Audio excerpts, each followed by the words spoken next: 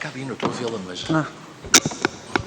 Boa tarde a todos. Vamos prosseguir com as nossas audições da tarde. Temos agora a audiência da Amnistia Internacional, que irá apresentar o relatório sobre o exercício do direito de reunião pacífica e de manifestação na Europa. Há documentação que já foi enviada pela entidade e que estava anexa para melhor preparação desta audiência. A delegação é composta pela Vice-Presidente da Direção da Amnistia Internacional Portugal, Dra. Sofia Esteves, pela Catarina L. Mutoc, Senior Campaigner no Escritório Regional da Europa na Amnistia Internacional, Sr. Miguel Marujo, Diretor de Comunicação da Amnistia Internacional, e Inês Subtil, Coordenadora da Investigação da Amnistia Internacional Portugal. Terão uma intervenção inicial de 10 minutos para a apresentação do relatório ou para as considerações que entenderem pertinentes e inicio eu, não é? Sofia Esteves?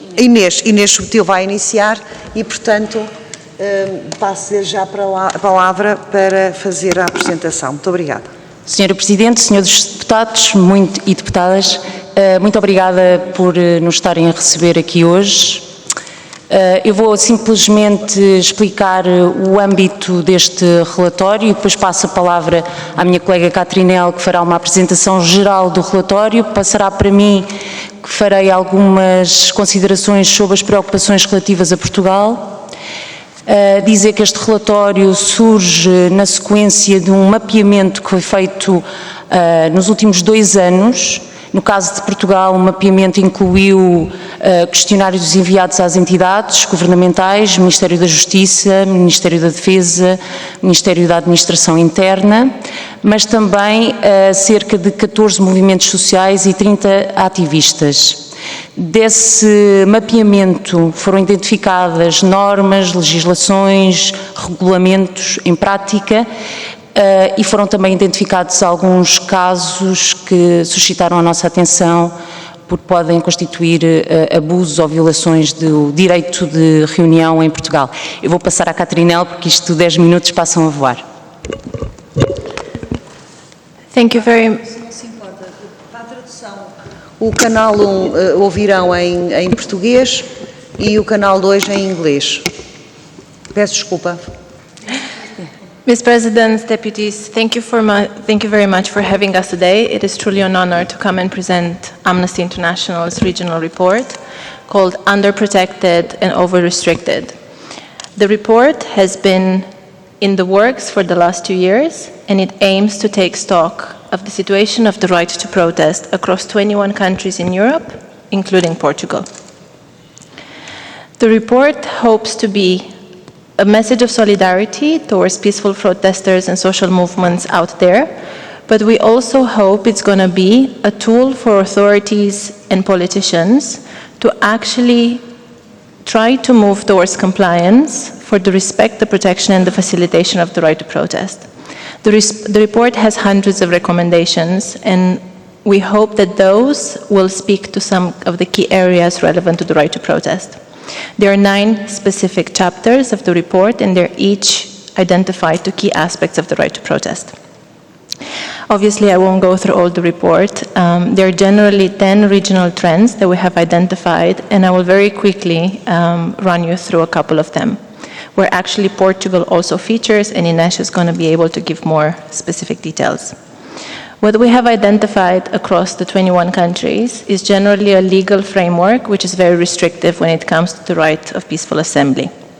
It manifests very differently. It is, to a certain extent, country-specific, but generally it manifests itself through the application of mandatory notification, which is the case in Portugal as well, utilized as an end in itself. People face administrative and criminal sanctions for failure to notify. That is against international human rights obligations. Equally, we have seen blanket bans for specific locations or time duration of a day when protests are not allowed. That is against international human rights law. We have also seen a lack of protection for spontaneous assemblies that gives space to arbitrary decision by the authorities and leaves space for actually violations of human rights law. That again is an international human rights violations obligation. Unfortunately, Portugal ticks several of these points. A second area that we have looked at and is very concerning is the rhetoric that we have seen by high-level politicians and authorities across the 21 countries on how they speak about the right to protest and protesters. It is concerning because it's stigmatizing and is harmful and is vilifying, but furthermore, it is a negation of the history behind the right to protest, which actually has led us today to many of the human rights victories that we have. And also, it's a negation of the fact that this is a right and this is not a privilege, and it should be treated as such. Protest tends to be described and treated as a threat and something that has to be controlled, E muitas vezes including when it might protesto take more é tido disruptive como manners, uma questão such as the que recent deve ser protests we have seen controlada across e que Europe pode ser uma with ameaça. Palestinian solidarity and climate justice. E, sobretudo, Civil isto tem disobedience acontecido is not nas questões recognized as a dos ativistas legitimate act climáticos ou under das the right to manifestações protest, pelo and that is clima contrary to e também na international questão dos movimentos pró-Palestina. Lastly, I will very just briefly Por último, touch upon the policing that we have documented queria across the também region, tocar which is neste marked assunto by do excessive policiamento, and que unnecessary nós use of documentámos force, muitas including the violações use de of direitos less lethal humanos weapons. feitas relativamente ao policiamento de manifestações. O relatório é muito abrangente, mas não consegue incluir todos os casos documentados. Mas é muito preocupante para nós o facto de muitos protestantes pacíficos terem sofrido de grandes danos até de forma física por terem simplesmente exercido o seu direito à manifestação, como perder uma mão ou perder um testículo.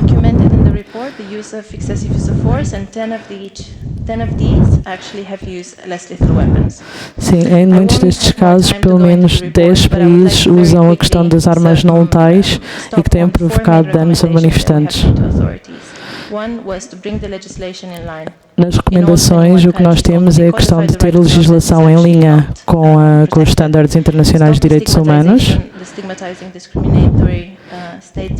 Sim, não ter a questão do acabar com o discurso retórico e estigmatizante e cumprir a parte do policiamento de acordo com as leis de direitos internacionais. E proteger o direito à liberdade, que é o nosso nome, protege a liberdade e protege a manifestação. Vou apenas complementar algumas das ideias já avançadas pela Catrinel. Dizer que nós, para Portugal, identificámos 7 principais preocupações e recomendações. A primeira delas tem que ver com a nossa legislação, concretamente o Decreto-Lei 406/74, que foi escrito e promulgado meses depois do 25 de Abril e desde então não teve nenhuma revisão. Teve uma pequena alteração na altura em que foram extintos os governos civis, mas não teve nenhuma revisão. E a Amnistia Internacional identificou várias questões, nomeadamente as restrições que existem relativas à hora, ao local, ao conteúdo das manifestações, mas também ao crime de desobediência qualificada ao qual estão sujeitos quem não cumpre este regime de notificação e que acaba por abrir espaço a um conjunto de acusações que cabem neste mesmo crime de desobediência qualificada e que nós acreditamos que chegou a hora, talvez, de iniciar o debate para esta revisão. Dizer também que nós acreditamos que há vários âmbitos que abrangem este direito de reunião, estamos num deles, da Assembleia da República, mas depois há também o trabalho das forças de segurança e o trabalho dos tribunais.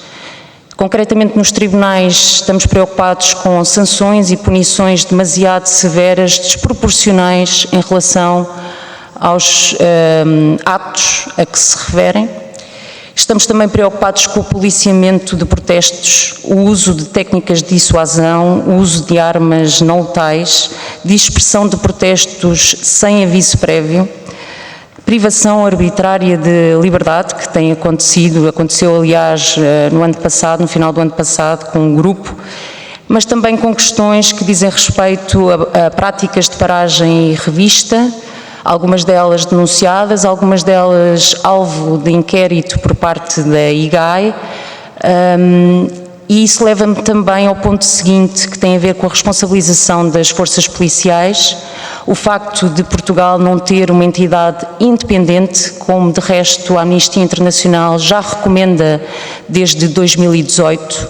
Nós temos a Inspeção-Geral da Administração Interna, que é uma entidade do Estado, e não é apenas a Amnistia, de resto o Conselho da Europa, na voz do Comitê para a Prevenção da Tortura, fez esta recomendação mesmo no final do ano passado também. Depois, há todo um conjunto de práticas previstas pela lei, mas que nem sempre são cumpridas, nomeadamente no que diz respeito à identificação dos agentes no local e à identificação das cadeias de comando que tomam as decisões, e que é muito difícil para quem está no local, inclusive aos promotores, saber quem são. Vou acelerar. Em relação à desobediência civil, há muito que se pode discutir. Os atos de desobediência civil, apesar de estarem reconhecidos como importantíssimos na história e na conquista dos direitos que temos hoje, não fazem parte da legislação em vigor. Ainda assim, a posição da Amnistia Internacional é que há um conjunto de práticas associadas, seja a apreensão de telemóveis, a falta de proteção jurídica, a proibição sequer que estes atos aconteçam, que deveria ser revista. E termino dizendo apenas, falando da estigmatização, que já foi referida pela minha colega Catrinel, a retórica negativa, às vezes levada a cabo, conduzida por agentes políticos, deputados, inclusive desta Assembleia da República, e que merece a nossa atenção e o nosso alerta, porque estamos a falar do direito de reunião e lembrar que os direitos que temos hoje foi porque alguém lutou por eles no passado, e os direitos que teremos amanhã também decorrem desse direito de reunião e do exercício livre e protegido desse direito. Obrigada. Muitíssimo obrigada pela apresentação e pelo próprio relatório, que tem matéria que de facto convém nós olharmos bem para ela e ponderarmos, e passaria de imediato para as intervenções dos grupos parlamentares, começando pelo PSD, pelo Sr. Deputado Pedro Neves de Sousa. Tem a palavra, Sr. Deputado. Muito obrigado, Sra. Presidente. Cumprimentar os elementos da Amnistia Internacional, dizer que é um gosto receber-vos aqui, e foi também um gosto ler o documento que nos fizeram chegar, as vossas reflexões e também as recomendações que aqui nos enviaram. Efetivamente, esta é uma matéria, eu confesso que me debrucei há uns tempos atrás sobre esta matéria e também fui surpreendido com o facto do diploma legal que regula, por exemplo, o direito de manifestação, ser dos anos 70. E a verdade é que foi um diploma marcante, que não sofreu muitas alterações, mas há aqui aspectos que foram salientados que me parecem ser de primordial importância. E acho que no equilíbrio e na tolerância é que nós muitas das vezes conseguimos encontrar uma solução. É óbvio que existem prazos previstos na lei. É óbvio que há determinadas intervenções que nós vamos assistindo de tempos a tempos que não são toleráveis, e digo isto por parte de manifestantes e por parte, muitas das vezes, e temos verificado isso, de forças policiais. E, portanto, eu acho que nós, no equilíbrio e na tolerância, é que conseguimos encontrar um caminho que nos leve ao respeito pelos direitos individuais, mas também pelos direitos coletivos. Eu olhei para estas vossas recomendações com alguma curiosidade, confesso-vos. Alguns dos problemas são problemas que nós vamos identificando, outros, digamos, poderão ter aqui, digamos, uma leitura ideológica que permitam uma visão, permita uma expressão mais liberal daquilo que são os direitos individuais em detrimento daquilo que são os direitos coletivos, ao nível, por exemplo, da própria segurança ou do bem-estar de terceiros. Agora, tem que haver sempre, efetivamente, uma regulamentação quando falamos, por exemplo, de direito de manifestação, por vários motivos. Uma coisa é ver uma manifestação de 3 ou 4 pessoas, outra coisa é ver uma manifestação que possa trazer 100, 200, 300, 400 pessoas, que eventualmente possa ter, que a lei também o prevê, se eventualmente tiverem, se for num espaço público, em vias públicas, portanto há um conjunto de matérias que também já estão reguladas, e depois houve aquele salto que também salientou, que foi, ao fim e ao cabo, a passagem, digamos, da competência dos governos civis a partir de 2011, depois para as câmaras municipais. E, portanto, a minha palavra era muito de saudação pelo vosso trabalho, de reflexão. Eu acho que estes contributos são muito importantes para que nós, neste papel de legisladores, possamos também refletir sobre eles e eventualmente tomar algum tipo de iniciativa legislativa no sentido de melhorar. A reflexão que nós temos também é que o modelo que nós temos em Portugal é um bom modelo, mas os bons modelos podem também ser melhorados. Bom modelo, quando eu falo em bom modelo, é no que se refere àquilo que são as condições que são permitidas ou as regras que existem para regular o direito à manifestação e, consequentemente, também o direito ao protesto. E, portanto, era com esta palavra de saudação que eu fechava a intervenção, desejando-vos a continuação de um bom trabalho, porque no dia em que vocês não tiverem trabalho, será um ótimo sinal. Será sinal de que tudo corre muito bem. Muito obrigado. Muito obrigada. Passaria agora a palavra à Sra. Deputada Isabel Moreira, do Grupo Parlamentar do Partido Socialista. Muito obrigada, Sra. Presidente. Começaria por agradecer, em nome do Grupo Parlamentar do Partido Socialista, a vossa presença. O relatório, que é extenso, é muito interessante e que certamente contribuirá para uma reflexão que é, de facto, necessária. Não faz sentido que a Constituição diga que os cidadãos têm o direito de se reunir pacificamente e sem armas, mesmo em lugares abertos ao público, sem necessidade de qualquer autorização, que a Declaração Universal dos Direitos do Homem diga o que diz, que a Carta dos Direitos Fundamentais da União Europeia diga o que diz e que se mantenha inalterado um diploma feito basicamente pelo MFA, de 74, com a única alteração que referiu, que se deve ao facto de terem sido extintos os governos civis e, portanto, de facto é uma falha nossa, da democracia, ainda não ter feito uma regulação correta, adequada deste direito fundamental, ao qual devemos, de facto, a conquista de muitos direitos. E queria agradecer o facto de, no relatório, terem chamado a atenção para realidades contemporâneas que temos vindo a debater e que são perigosas. Por um lado, o poder que pode ter o poder que as palavras podem ter quando são proferidas, nomeadamente por políticos, por pessoas de poder, palavras altamente estigmatizantes de pessoas, como aqui vocês referem, pessoas que sentem na sua pele o racismo, o sexismo, a violência, a homofobia. Neste momento, por exemplo, as manifestações relativas à causa palestiniana, antes mesmo de se realizar qualquer manifestação, as pessoas são como que discursivamente criminalizadas e isso tem um impacto terrível. E, portanto, quem ocupa cargos de poder ou cargos de representação política tem a responsabilidade primeira de se autopoliciar no sentido de perceber que as palavras têm um efeito, de facto, terrível. Eu gostava que nos ajudassem a compreender um pouco mais a parte que eu compreendi menos, independentemente de, obviamente, depois vamos todos usar naturalmente as conclusões para uma reflexão que eu acho que é urgente no que toca à regulamentação do direito de manifestação. E também os contributos enormes que deram para algo que também vem sendo debatido, que é muitas vezes o uso excessivo da força por parte da polícia, que é a questão da manifestação das crianças, quando é feita por crianças. Era um tópico, se quisessem acrescentar mais alguma coisa, eu acho que seria muito interessante, sobretudo na época que estamos a viver, porque então quando são menores e crianças a manifestar-se e são altamente estigmatizadas, o efeito pode ser devastador, e uma vez que isto está a ser é ouvido e esta é diferente de ser lido e há mais pessoas que podem ver, acho que seria muito interessante terem um momento vosso que falassem especificamente sobre a questão dos menores e das crianças. Muito obrigada. Muito obrigada, Sra. Deputada.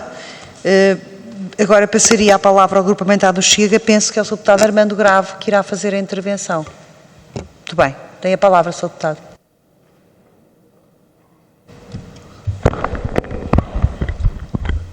Muito obrigada, Sra. Presidente. Muito obrigado, Sra. Presidente.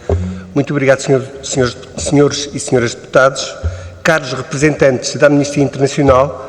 Muito obrigado pela vossa presença e questões que aqui nos trouxeram. O direito à manifestação está consagrado na Constituição Portuguesa e, sendo garantido a todos os cidadãos o livre exercício do direito de se reunirem praticamente em todos os lugares públicos, abertos ao público e particulares, independentemente de autorizações. Direito este que, por representar um princípio básico da democracia e da vida em liberdade, nós, o Chega, somos defensores. Não obstante, é claro que este exercício apenas é aplicável para fins não contrários à lei, à moral, aos direitos das pessoas singulares ou coletivas e à ordem e à tranquilidade pública. Na mesa redonda do dia 9 de julho, durante a apresentação do relatório europeu sobre o exercício do direito à manifestação, foram abordados dentro deste tópico o grupo Climáximo, Movimento de Vida Justa e Marcha do Orgulho LGBT+. Posso continuar, Sr. Presidente? Muito obrigado. 3 grupos ou movimentos vinculados direta ou indiretamente com a extrema-esquerda que em nada respeitam os princípios da aplicabilidade do direito à manifestação.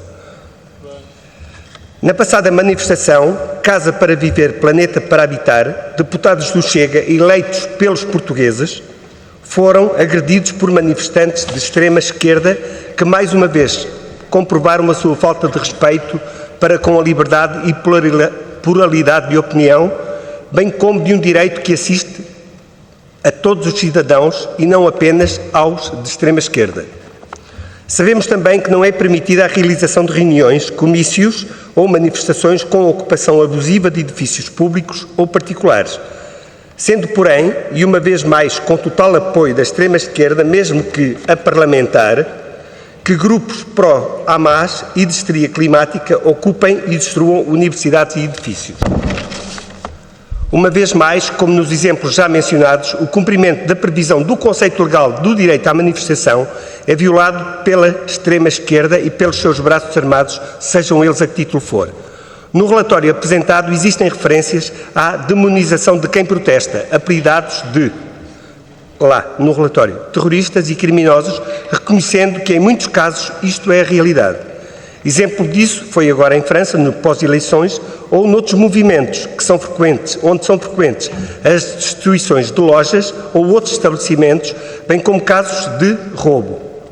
Nestes casos mais comuns do que ocasionais, é claro a qualquer pessoa que se trata de mão criminosa terrorista, esta sim, a extremista, merecedora da devida punição judicial.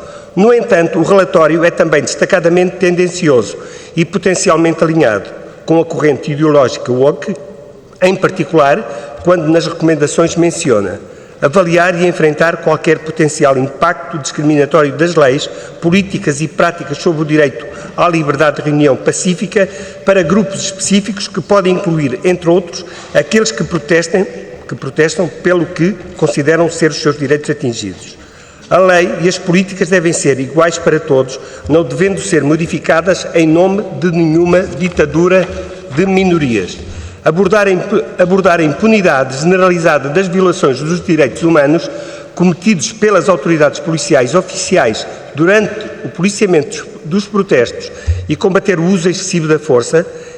Importa reforçar que, na larga maioria dos casos, os polícias são vítimas de agressões e que devem, acima de tudo, garantir o respeito pela lei e manter a ordem e segurança dos restantes cidadãos. não devendo ser assim conotados como agressores, mas sim como garantes da segurança e da ordem. Acabar com todos os discursos e retóricas estigmatizantes que alimentam estereótipos prejudiciais e retratam manifestantes pacíficos de uma forma que provavelmente fomente a hostilidade e justifique medidas punitivas contra eles. Casos como já aqui descritos demonstram que muitas vezes certos grupos e manifestantes não promovem manifestações pacíficas, pelo que devem mesmo ser conotados como desordeiros, agitadores, provocadores e, se necessário, terroristas e criminosos e, assim, absolutamente responsabilizados pelos seus atos civis e criminalmente. Não podendo a Amnistia Internacional compactuar, seja a que título for, muito obrigado, Sr. Presidente, termino já, com os atos praticados por esses indivíduos e com os próprios indivíduos, assim, pergunto: que medidas devem ser tomadas para assegurar o direito de manifestação pacífica, nomeadamente as manifestações pró-Palestina e ou as de caráter ambiental que têm sido caracterizadas por atos de violência? Muito obrigado. Muito obrigado, Sr. Deputado. Eu passava agora a palavra à Grupo Parlamentar da Iniciativa Liberal. Sra. Deputada Marina Leitão tem a palavra.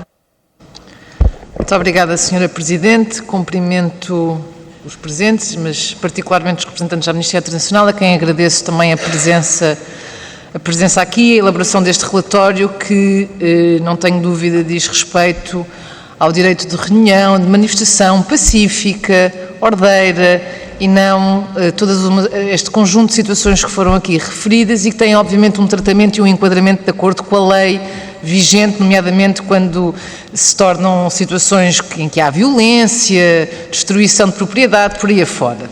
Portanto, seguindo-me àquilo que é o relatório, eu tenho aqui algumas questões que gostava, até para percebermos um pouco melhor, e aí acompanho as palavras da Sra. Deputada Isabel Moreira no que diz respeito a termos um pouco mais de conhecimento, nomeadamente naquilo que diz respeito à realidade portuguesa, daquilo que se passa em Portugal, porque nos permitirá também ter depois ferramentas para lidar com as situações, até ao nível de legislação que seja possível apresentar. Ao longo do relatório falam de alguns casos de discriminação no tratamento de pessoas racializadas, manifestantes climáticos ou até mesmo de menores que participam em protestos, represálias, nomeadamente em relação aos pais desses menores. E eu gostava de perceber que casos são estes, obviamente que o tipo de casos, que consequências é que tiveram e de que forma é que se pode alterar a legislação atual para salvaguardar que este tipo de situações não acontecem. Portanto, ouvir a vossa opinião sobre essa matéria.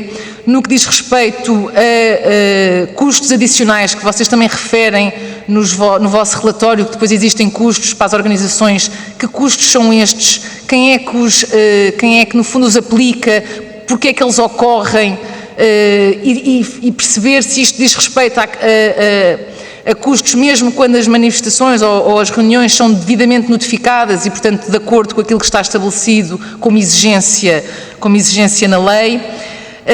Depois falam também de situações em que atos, supostamente, em que indivíduos são envolvidos em atos pacíficos, mas que isto depois constitui aos olhos das forças de segurança desobediência civil, que são presos, no fundo, acusados. Portanto, perceber a que factos é que reportam este tipo de situações, porque obviamente que isto é uma restrição que não se pode admitir, considerando que é uma restrição óbvia às liberdades civis.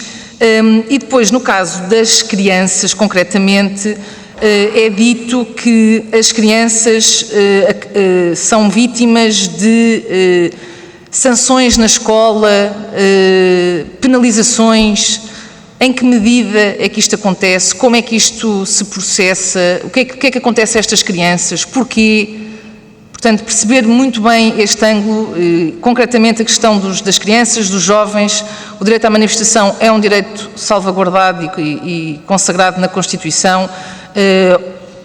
Como é que nós conseguimos agir no sentido de defender estes jovens contra estes supostos castigos que recebem? Como é que isto pode ser sanado no fundo. E só deixar aqui também uma nota relativamente às tecnologias de videovigilância e identificação facial e situações do género. Nós repudiamos por completo todas essas medidas que em alguns países já se verificam e que em certa medida também já se falou e já se referiu que serem uma ideia para trazer para o nosso país. De que forma, e já agora qual é a vossa opinião sobre o impacto que isto tem na liberdade, que é importante ouvir a vossa opinião também, de que forma é que isto depois pode impactar também e colidir com o direito à reunião e à manifestação. Muito obrigada. Obrigada, Sra. Deputada. Daria agora a palavra ao Sr. Deputado do Bloco de Esquerda, Fabiano Figueiredo. Obrigado, Sra. Presidente. Cumprimentar na pessoa da Dra. Inês Subtil, Coordenadora de Investigação da Amnistia Internacional, a restante delegação, dos senhores e senhores deputados.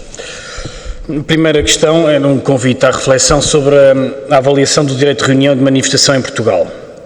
Tem-se ele degradado, tem sido aprofundado, que avaliação é que Vossas Excelências fazem?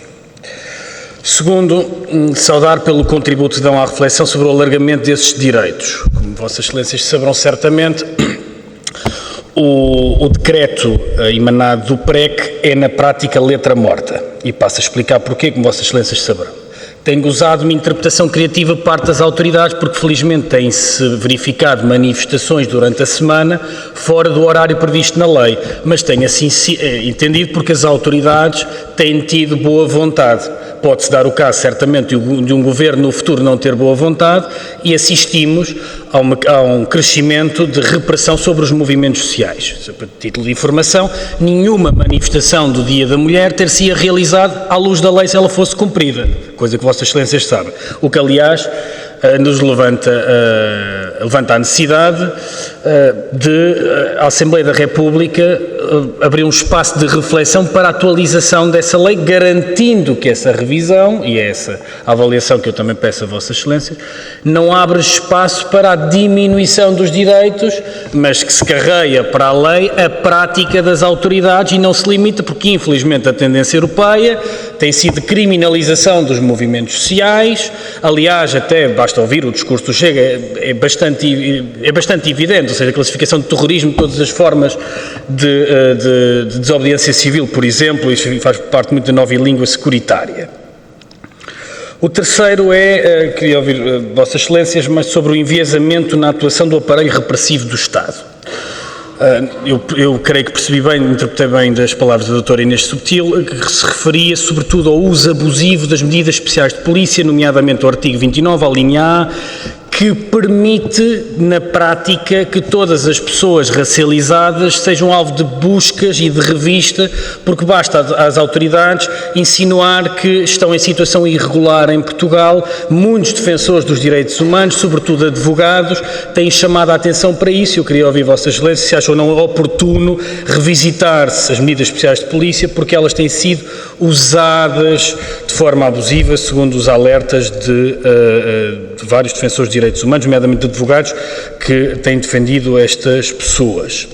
Quarto, queria perguntar-vos sobre a estigmatização e a criminalização dos movimentos sociais. Detecta a Amnistia Internacional um crescimento dessa visão estereotipada de que se olha para o conjunto de cidadãos e de cidadãs que se mobilizam socialmente e podendo inclusivamente fazer ações mais aparatosas?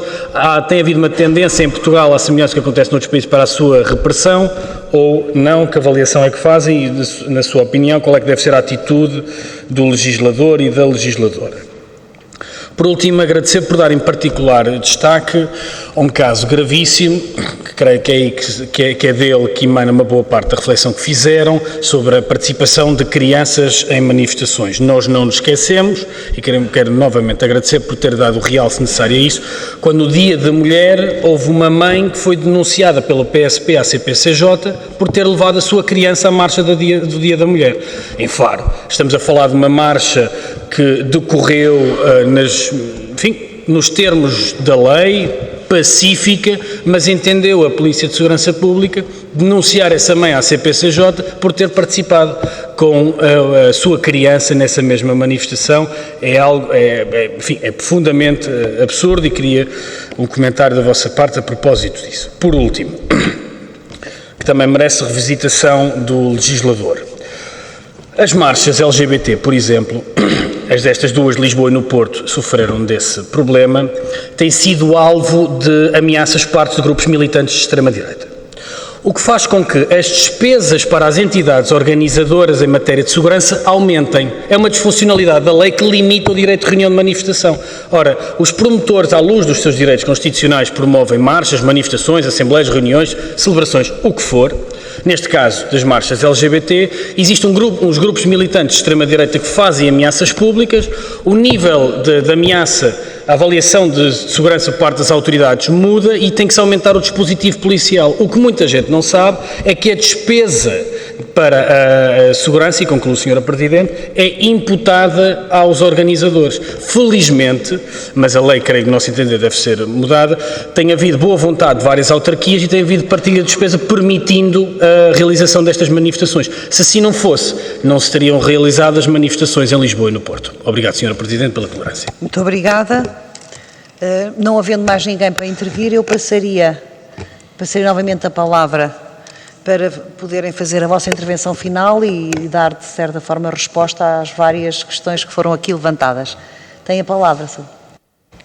Muito obrigada, vou tentar, são muitas questões, mas acho que na realidade só estamos a iniciar um debate que será depois continuado. Começo por esta questão da estigmatização.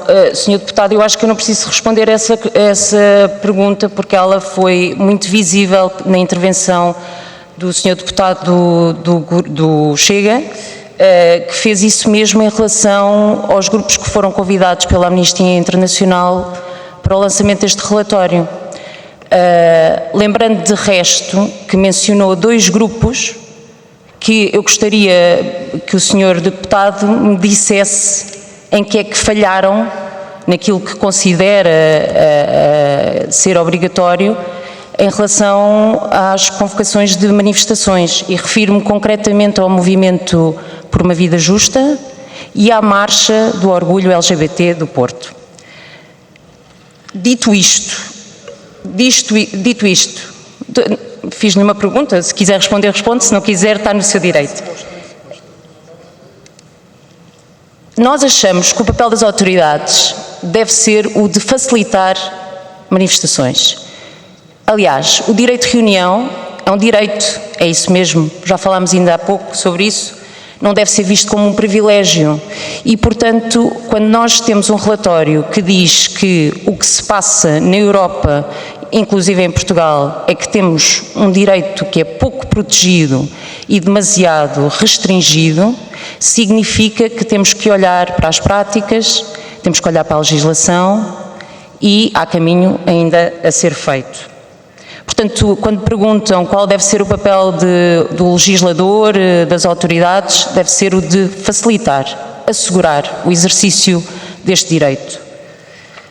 Depois, em relação às questões da legislação, é certo, o direito de reunião está reconhecido na nossa Constituição, é reconhecido a todos os cidadãos. Todos os cidadãos, faltam as pessoas que não têm, por exemplo, cidadania, e também, mas abre espaço para essa interpretação. E em relação à parte das crianças, dizer que há um vazio legal nos 21 países em relação à menção dos menores de idade. Eu vou deixar depois que a Catrinel desenvolva essa ideia. Falámos também aqui dos custos adicionais, respondendo à Sra. Deputada da Iniciativa Liberal. Sim, há custos adicionais mencionados, por exemplo, pelo Sr. Deputado do Bloco de Esquerda, que têm que ver com serviços policiais, os tão falados gratificados, porque, por exemplo, no caso, isso aconteceu com a marcha LGBT de Sintra, com a marcha LGBTI de Lisboa este ano, com a do Porto também este ano, que receberam multas por serviços policiais que, no entender das autoridades, não estavam consagrados naqueles eventos porque foram os eventos equiparados a eventos culturais, quando os promotores reivindicam que eles estão no âmbito do direito de reunião. Além disso, estou só aqui a procurar nas minhas notas, porque isto foram tantas questões.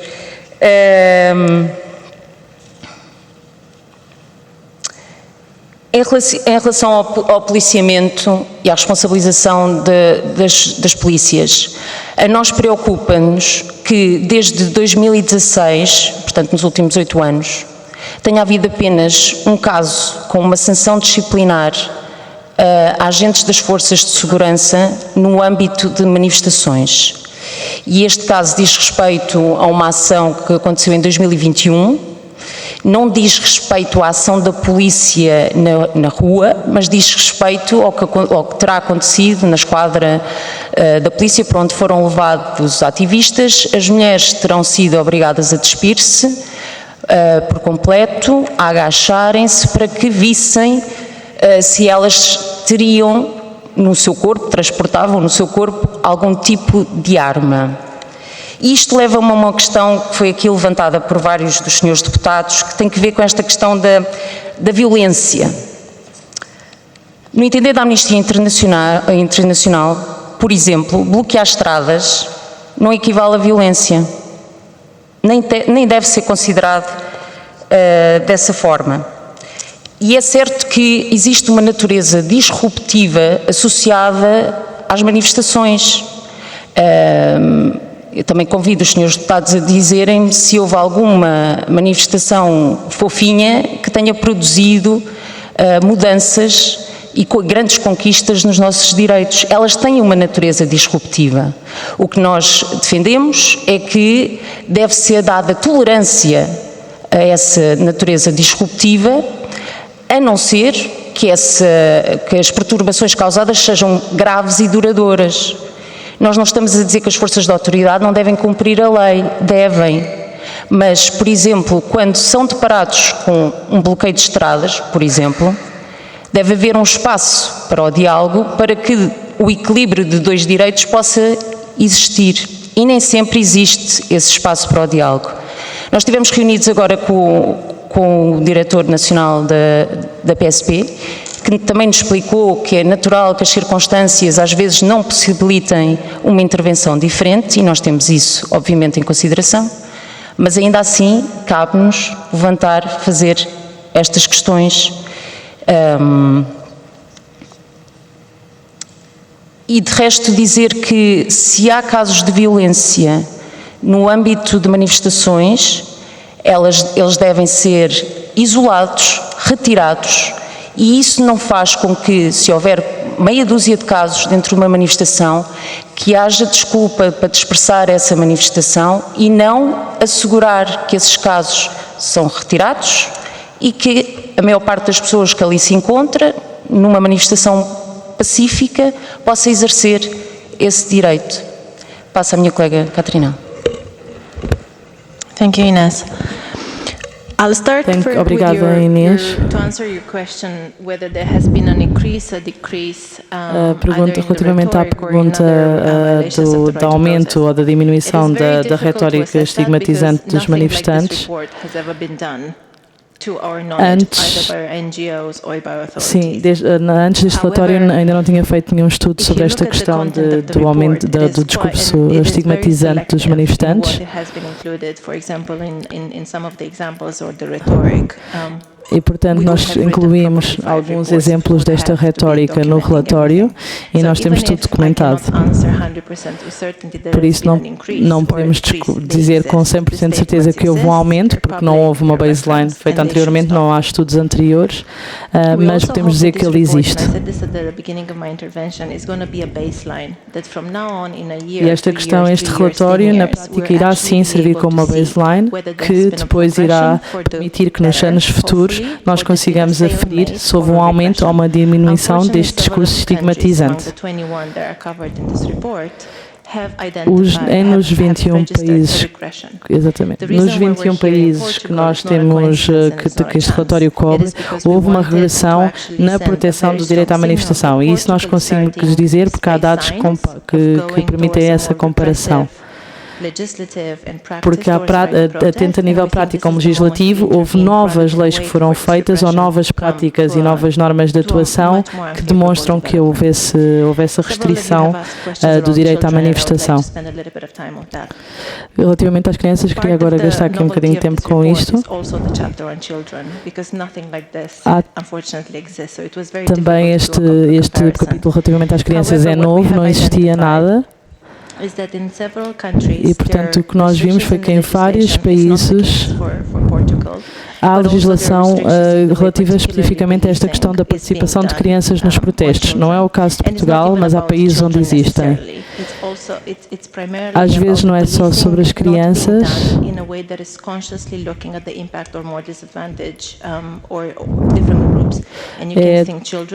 Exatamente.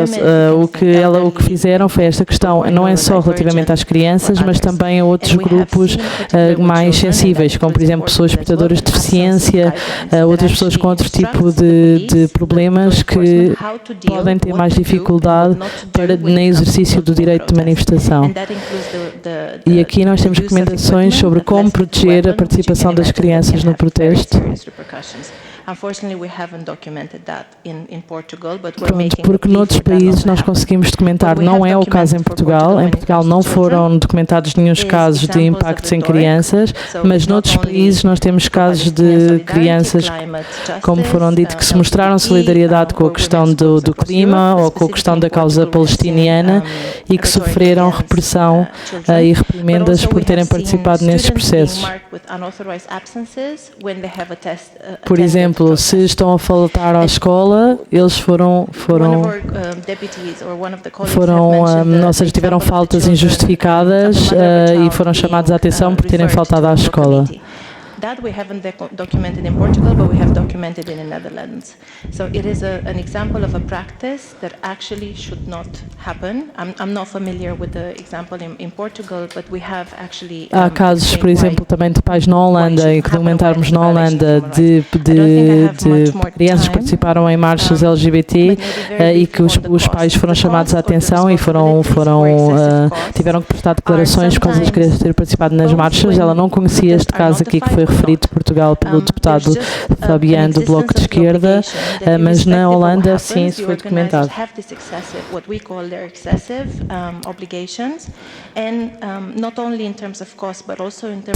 Também a questão dos custos, ou seja, dos custos que são imputados às manifestações. A questão da segurança, não devia haver um custo, é uma obrigação do Estado garantir a segurança dos cidadãos, não deveria ser um custo, mas há países, ou seja, para além destes casos que foram referidos em Portugal, há países onde isto também acontece. Aí peço desculpa, não tenho mais tempo. Já assisti o tempo. O tempo já se esgotou, de facto. E de deixar aqui uma nota. Senhora Presidente. Só para que efeito, faz favor? Para a defesa da honra. Defesa da honra? Sim. Tem a palavra, 2 minutos. Muito obrigado. Muito obrigada, Senhora Presidente. Era só para lembrar que penso que os oradores não estão aqui para fazer juízos de valor sobre deputados e muito menos sobre políticos. Teria muita coisa a dizer sobre o que a senhora oradora disse, não vou ocupar este espaço. Agradeço-lhe de qualquer das formas, agradeço-lhe o que me disse e também, apesar de tudo, agradeço-lhe a forma como me dirijo a mim. De qualquer das formas, gostaria de relevar que poderia responder às questões. Muito obrigado, Sr. Presidente, e obrigada também. Muito obrigada, não sei se pretende responder, tem o direito de responder. Tem toda a disponibilidade, Sr. Deputado, para reunir consigo e para prestar os depoimentos e os esclarecimentos que, obviamente, em 10 minutos são muito difíceis de fazer e falo, claro, em nome da Amnistia Internacional. Cá estamos ao dispor para reunir com o grupo parlamentar do Chega e analisarmos estas questões em maior detalhe. Obrigada. Muito obrigada. Deixar só aqui uma nota, que nós, enquanto Primeira Comissão, é interessantíssimo este relatório para podermos debruçar sobre o direito de reunião e o direito de manifestação. É um direito a que não devem ser impostas quaisquer restrições, por muito que as manifestações ou as reuniões não sejam do nosso agrado ideológico, é precisamente essa a função delas, é despertar consciências e fazer o seu caminho e, portanto, cabe-nos a nós perceber se estão bem reguladas, se não estão, e é um direito que qualquer cidadão tem a manifestar-se, a reunir-se e até ao protesto. É um direito que temos que saber viver com ele é útil para despertar consciências, para evoluirmos, para aumentar a nossa tolerância, para aumentar a nossa capacidade de perceber a diferença, as minorias e todos aqueles que, às vezes, não têm outra forma de ser ouvidos senão nestas formas de reunião e de manifestação. Portanto, agradeço imenso o vosso trabalho, os vossos contributos e iremos, com toda a certeza, fazer a nossa reflexão sobre este relatório e cada grupo parlamentar fará depois as abordagens que entender interessantes em relação ao que aqui foi dito.